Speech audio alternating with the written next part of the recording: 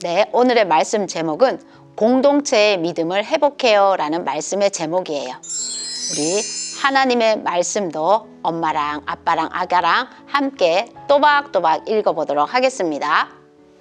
하나님의 율법책을 낭독하고 그 뜻을 해석하여 백성에게 그 낭독하는 것을 다 깨닫게 하니 느헤미야 8장 8절 말씀 아멘. 네, 우리 부모님들에게는 공동체의 믿음을 회복해요 라는 제목으로 잠깐 말씀드리겠습니다. 코로나19가 아직 끝나지 않은 상황이라 빠른 감이 있지만 오늘 느헤미야 말씀을 통해 코로나 이후에 우리는 어떻게 공동체의 믿음을 회복해야 하는지를 볼 수 있습니다. 느헤미야 7장까지에서 예루살렘 성벽 재건의 내용은 마치게 됩니다. 만약에 예루살렘 성벽 재건이 목적이었다면 느헤미야서는 7장에서 마무리했어야 했을 것입니다. 그러나 느헤미야는 8장으로 이어지고 있습니다. 그리고 그 내용은 성벽 재건의 진짜 목적, 성벽 재건의 진짜 이유가 시작되고 있다는 것입니다. 성벽이 재건되고 포로에서 돌아온 이스라엘 백성들은 드디어 예루살렘 성읍에 거주할 수 있게 되었습니다. 이스라엘 백성들이 예루살렘에 거주할 수 있게 되었다는 것은 이제 이스라엘이 공동체로서 함께 모여서 새로운 삶을 살 수 있게 되었다는 뜻입니다. 이것은 바로 우리 믿음의 공동체 예배의 삶이 회복된다는 의미일 것입니다. 왜 우리는 그런데 공동체여야 할까요? 그것은 바로 이 공동체는 단 한 가지 조건, 예수 그리스도의 십자가의 은혜로 받은 제사함으로 거듭난 개인 구원을 통해 그리스도의 몸을 이루고 하나님 나라와 그의 백성들로 완성되어야 하기 때문입니다. 그럼 이제 이 말씀에서 공동체의 믿음의 회복이 어떻게 이루어지는지를 세 가지로 살펴보겠습니다. 첫 번째는 성벽 재건이 먼저입니다. 성벽이 재건되었다는 것은 이스라엘 백성들을 보호할 수 있고 울타리가 생겼고 경계, 구별, 안전의 의미가 있습니다. 하나님께서 자기 백성들이 하나님께 예배하는 삶을 살 수 있도록 먼저 그들을 안전하게 보호하시고 세상과 구별하셔서 하나님께 예배할 수 있도록 모든 환경과 여건을 마련해 주신다는 의미입니다. 애굽에서의 이스라엘 백성들은 도저히 함께 예배하는 삶은 살 수가 없었습니다. 바벨론 포로의 삶도 마찬가지였습니다. 바벨론 포로의 삶을 살면서 이스라엘 백성들은 함께 예배하는 삶은 살 수가 없었다라는 뜻입니다. 마찬가지로 우리도 코로나19로 우리도 함께 예배하는 삶은 살 수가 없었습니다. 앞으로 우리가 더 안전하게 함께 예배 드릴 수 있도록 우리는 함께 기도하고 그런 환경과 예배 드릴 수 있는 환경과 함께 예배 드릴 수 있는 조건들을 갖추기 위해서 먼저 최선을 다해야 할 것입니다.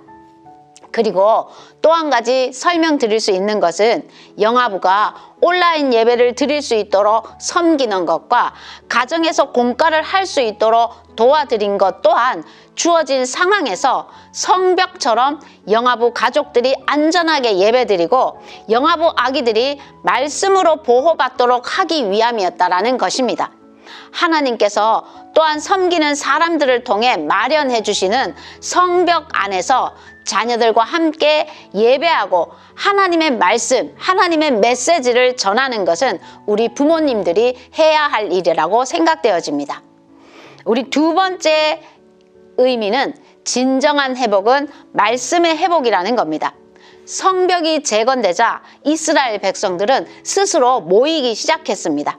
그리고 학사 에스라를 통해서 하나님의 말씀에 귀를 기울였습니다. 그리고 에스라가 위대하신 하나님 여호와를 송축하며 모든 백성들이 손을 들고 아멘 아멘 하고 응답하고 몸을 굽혀 얼굴을 땅에 대고 여호와께 경배하였다라고 기록하고 있습니다. 이 당시에 이스라엘 백성들이 얼마나 하나님의 말씀을 듣지 못하고 목말라 하였는지를 알 수 있습니다. 이스라엘에게 있어서 가장 중요한 것은 하나님의 말씀이었습니다. 성벽 재건이 목적이 아니라 이 말씀을 깨닫고 말씀대로 살아가는 하나님 나라 백성들이 되게 하는 것이 바로 진정한 목적이었다라는 것입니다. 그러나 우리는 이것을 깨닫지 못하고 눈에 보이는 무엇이 된 것으로 마치 하나님의 꿈을 이룬 것처럼 착각하고 섣부르게 하나님께 영광을 돌린다라고 말하는 적이 많은 것 같습니다. 이제 환경과 여건이 준비가 되었고 하나님의 말씀을 지키는 삶은 지금부터 시작이라는 겁니다. 예를 들면 목회자가 되고 중직자가 되면 그것으로 다 된 것이 아니라 그때부터가 시작이라는 겁니다. 교사가 되면 교사가 된 것으로 다 된 것이 아니라 그때부터가 시작이라는 겁니다. 우리 자녀들이 잘 되고 어떤 상을 받고 성과가 있으면 그것이 다 이룬 것이 아니라 사실은 그때가 바로 시작이라는 겁니다. 우리는 그런데 그것을 통해서 잘 됐으니까 하나님 영광 받아주세요, 이렇게 섣부르게 하나님께 영광을 돌리고 있다라는 겁니다. 여러분, 더 힘들고 더 어려운 일이 남았습니다. 코로나19가 끝나고 교회의 공동체 예배가 회복되어진다 해도 그것이 이제 끝이 아니라 다 된 것이 아니라 새로운 시작이고 새로운 출발이라는 것을 알아야 합니다. 그때부터 진정으로 회개하고 모든 권리를 포기하고 하나님 말씀대로 살아내는 길을 가는 것의 출발이라는 것을 기억해야 합니다. 영화부 가정에서 온라인 예배를 드리고 가정 공과를 하는 것은 우리 아이와 내가 무엇을 했다가 중요한 것이 아니라 하나님의 말씀의 회복을 위한 것이라는 것을 우리 부모님들은 잊지 않아야 할 것입니다. 무엇을 하고 무엇을 만드는 것이 중요한 것이 아니라 그 만드는 과정들을 통하여서 우리 부모님들은 자녀들에게 하나님의 말씀, 메시지를 전할 수 있어야 합니다. 우리 영화부에서 하는 공과들이 많은 만들기를 하지만 정말 기도손을 만드는 그런 만들기는 영화부 공과밖에 없다라는 겁니다. 그런데 그런 만들기 과정을 통해서 우리가 꼭 전해야 할 것은 하나님이 주시는 메시지라는 겁니다.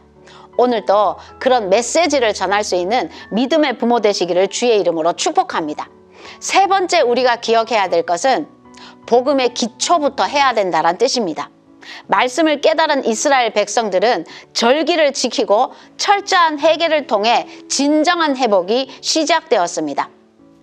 코로나19가 끝나면 교회 공동체 회복은 교회에 닫혔던 문이 열리고 공동체 예배에 참석하게 되었다는 것이 중요한 것이 아니라 죄사함의 문제, 복음의 기초부터 시작해야 합니다. 교회의 회복은, 그리스도인의 회복은 개인이든 공동체든 어떤 일들을 통하여서 철저하게 구원의 기초, 죄사함, 죄의 문제에서부터 시작하지 않으면 진정한 회복은 없습니다.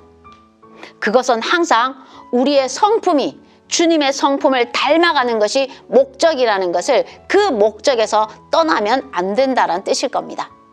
이제 코로나19가 끝나고 교회의 문이 열리고 예배가 회복되어지면 우리는 반드시 죄사함의 문제, 죄에 대한 철저한 회개부터 시작해야지 진정한 회복이 있지 않을까 생각되어집니다. 오늘도 이 지혜의 말씀 3가지를 붙잡으시고 이 어려운 시대를 넉넉히 이기며 하나님이 기뻐하시는 참된 회복을 이루어 가시는 저와 여러분 되시기를 주의 이름으로 축복합니다. 아멘.